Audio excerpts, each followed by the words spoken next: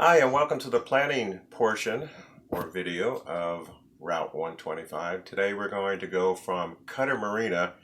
We're going to go get some fuel at Norman's Creek Marina, and then we're going to head up to Chesapeake City and stay at the marina up there. So what I'm going to be doing during this planning section is I'm going to give you an overview of what I went through to plan for this particular trip. And we're going to go through the weather, we're going to go through the route, we're going to go through some of the considerations of the boat and the route planning software in particular. Today I'm going to hit that pretty hard. And then also we're going to be fueling up and a little bit about how I calculate that. So let's go and let's talk about this. The weather today is pretty much dominated by, a stationary front going through here. And we had a little bit of drizzle earlier this morning, and I looked on some of the surface analysis charts that told me, hey, we got a stationary front. We don't really have any thunderstorms that we have to worry about, and it looks like the sun may come out during part of the trip today.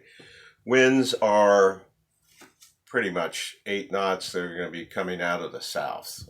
And on the Here's to Us, we do have a wind readout on here as well. So how I take care of the weather planning is I go from the general to the specific, and each route is a little bit different depending on what type of water we're going over. So the first thing I use, believe it or not, is WeatherBug. And I use that for general planning to look at, hey, what's it going to look like for the next couple of days so we can make strategic decisions. The next thing I'll look at is I'll look at Windy, and Windy does a great job. In fact, these apps just keep getting better and better the entire time. And Windy, there's a couple different apps out there called Windy, but this is the portrayal that I really like, and I have Chesapeake City in there, and really you can see. If you don't know what these are, you can slide it over, what the winds are, the gusts, the temperature, the atmospheric pressure, which we don't really care too much about, but we can see that it is falling as we go through, if there's going to be any precipitation. And then also it has the tides on here. So that's great, and then I can also select out into the future a couple days. And this is a free app, and it just has a ton of information on there. So get to be comfortable with an app that you like. The other thing that I use on here is it's actually a website, and I was searching to see if they had an app for it, but it's called Passage Weather, and I'll talk a little bit more about that as we go on our next trip from Chesapeake City down to Cape May. But Passage Weather will give you not only winds, and it will give you wave height. So that's how I go about planning generally for the weather portion of it. And I'll talk to Rev about it. She'll want to know, hey, how's it going to be? I'm going to be just fine. And she'll look at the clouds and go, really? So so we'll talk about that. The wave action today should be really pretty docile, as the winds are just really light out there.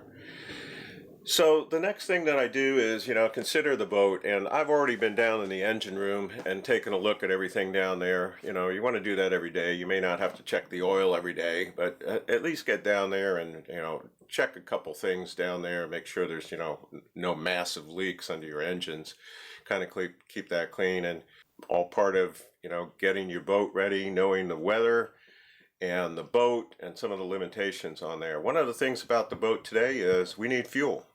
We really don't need fuel, but I'm going to take advantage of, somebody gave me a 30-cent off chit, their little coins, Norman's Creek, and I'm told it's $2.19 there, and so we're going to get it for $1.89, and so I'm thrilled. We're going to fill up there and take advantage of it. Calculating how much fuel we're going to take on, I'll talk to you a little bit about that at the end of this, so that you'll understand as, analog gauges. Some of you may have very fancy boats. It's going to tell you exactly how many gallons you need, and that's really nice. We don't have that on the Here's to Us, and I'll talk to you about that. So the route today is 2 miles long down to Norman's Creek, and we'll just kind of take a leisurely drive down there and pull up to the fuel dock, and hopefully we'll be first in line. They open at 10. Then it'll be 39 miles up to Chesapeake City. Let's talk a little bit about the route planning software, and I will not say route planning software the whole time. I'll just generally say that there are a lot of what I call route planning software apps, and I'll just say RPS. So if I say RPS, route planning software, that's what I'm talking about. And in order to kind of give you my particular view of route planning software, I'll just give you a little bit of my background is before I became an Air Force pilot, I was an Air Force navigator, and I was on a B-52. And a B-52 mission was generally about 9 to 10 hours at that time, and the crew of 6 would get together the day before the mission, and the crew of 6 would plan the mission in detail. Well, the day before mission planning day, my job as an Air Force navigator at that time was to take all of the points that we were going to, whether it was air refueling or low level or some tactic that we were going to practice, and plan out the entire route. And so I would get paper charts. I'd, put everything out, usually do it at home, or sometimes I would go into the squadron to do it. But it took me 6 to 7 hours so that the crew would be ready on mission planning day. And what I had to do was lay out, plot the points, measure the distance between the points, get a course, get distance, and put that all on a form so that I could give that to the co-pilot on the next day. He could start figuring out, or she could start figuring out how much fuel to put on the airplane. So to me, this why do I tell you that story? Because this route planning software, the RPS apps that are out there are just so incredible. And so you can actually literally plan a route with this dock-to-dock type of systems that they have here in 30 seconds. But what I want you to get and understand is that even though you can do it in 30 seconds, really take a couple minutes and take a look and see, does it make sense? Just like you're in your car and you put in a destination, or you have a Google Maps or whatever it is, make sure that that route looks suitable, okay? And you're going to have to take into consideration the tides for that event and all those types of things. So route planning software, let's talk about that and how we use that on the Here's to Us. Primarily, the Navionics is my primary tool. I will do my planning on Navionics on a phone device, okay? And then I will take that, and it is called auto routing. And so I'll use the term auto routing when I'm talking about Navionics. On Active Captain, I could also do an auto guidance feature, which does the same thing. It takes you dock to dock. However, I don't trust it. Now, one of the things that happened here while we were here at Qatar and down at the Maryland Yacht Club is Garmin had changed their software. So I had this huge software update, and I've noticed things look different on here. So we're going to actually test out the auto guidance function sometime during the next couple trips. So we have Navionics. So what I do is I take the route, once I'm satisfied here, is I will transfer it into Active Captain, which is yet another app, and it will say export the route into Active Captain, and Active Captain will take the route and put it in here. The exact same points. It will transfer a GPX file. Okay. Now what I can do with this device here is I can tether this to this device. Okay, I'll take my Active Captain route and I will turn on my Wi-Fi on this device, and it will magically go into, once it connects to this Wi-Fi network here, the route will go in here and voila, it's there. So I'll have my Navionics planned auto routing, transfer it to Active Captain. I consider this the bridge to get it into the Garmin plotter. Okay, so where I am right now with this as far as trusting this is I don't trust the auto guidance system at all on here right now. But as we go through, what I do love about Garmin is their hardware. Okay, and I've had conversations with the people at Garmin about their auto guidance system, so perhaps they've fixed some of the things. Tides. Okay, we're in a tidal area, and I've looked at the tides. It's not a factor for today. It's plus or minus 1 foot. So One of the things about this area is the currents as well. So whenever you have tides, you're going to have currents generally. Okay. There's another app that is really cool, and it is called Tidal Currents Trip Planner. Now this is on an Android device. I haven't found it yet for the iPad. It's a free app, but what it does is it takes your point. You set this up in an area. You actually click on the spots where you are and where you're going to go, and you put in your parameters, and it is going to give you the optimal time to leave and take advantage of those currents.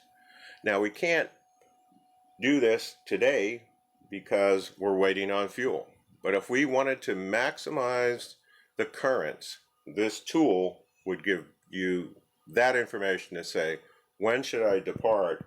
If I'm going to go 10 knots on speed, well, I could pick up speed as I go over the route. Okay, so really nice RPS route planning software tools that are out there, and they get better and better every day. One of the other apps is that I am going to start experimenting with, and I need to learn it, is Aquamaps. So I've purchased the lifetime updating of Aquamaps, and some of the folks have had really great success. These apps keep getting better. Navionics is starting to mirror some of the functions that Aquamaps has it. So you just really need to stay on top of it, because these apps will change, just like my software changed in my Garmin. The last thing I'll talk to you about today, and then we'll get going on the trip today, is the fuel.